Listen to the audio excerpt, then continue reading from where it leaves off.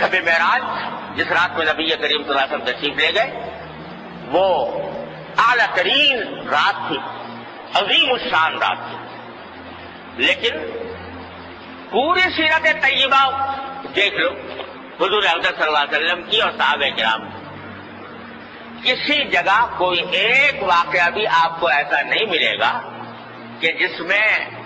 بھئی فلاں تاریخ کو شب معراج ہوتی ہے، یعنی شب معراج بنائی جائے گی، اس میں چراغن کیا جائے گا، اس میں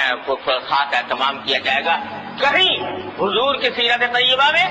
صحابہ کرام کی سیرت طیبہ کا ہی نہیں ملتا. تو اگر ہم اپنی طرف سے یہ کہنا شروع کرتے ہیں بھائی شب معراج میں چراغاں کرنا چاہیے، اول تو میں نے عرض کیا شب معراج کا یقینی طور پر پتہ نہیں کون سی رات میں ہے، لیکن اگر فرض کرو پتہ چل جائے کہ 27ویں شب ہے تو اس میں کوئی خاص چراغاں یا عام دنوں کے مقابلے میں، عام راتوں کے مقابلے میں اس میں کوئی عمل عبادت کا سنت سمجھ کر کرنا درست نہیں، کسی کو بدعت کہتے ہیں. لیکن ہاں ہر رات جس رات میں بھی اللہ تعالیٰ توفیق عطا فرما دے عبادت کی، اللہ تعالیٰ کا انعام ہے اور بہت بڑی فضیلت کی چیز ہے. نمازیں پڑھو، تلاوت کرو، نفلیں کرو، پڑھو، سجدے میں جاؤ، دعائیں مانگو، جس رات میں بھی کرو، کسی رات کی تخصیص نہیں.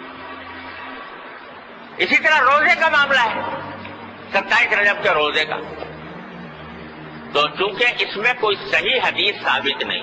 27ویں رجب کے روزے کی، اس واسطے حضرت عمر رضی اللہ تعالیٰ عنہ سے منقول ہے کہ اگر کوئی روزہ رکھتا تھا 27 تاریخ کو تو حضرت عمر زبردستی کر کے کہتے کھانا کھاؤ، روزہ توڑو، کیونکہ یہ تم سمجھ رہے ہو کہ سنت ہے، حالانکہ سنت نہیں، نبی کریم صلی اللہ علیہ وسلم کی سنت نہیں. ہاں عام دنوں میں کسی دن بھی روزہ رکھ لے، اس دن بھی رکھ لے،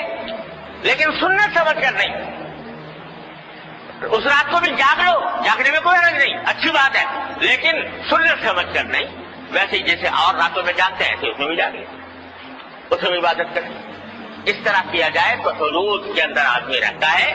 اور اسی حد میں رہتا ہے جو نبی کریم صلی اللہ علیہ وسلم نے اور صحابہ کرام نے متعین فرمائی. اس سے آگے بڑھنا حد سے تجاوز ہے.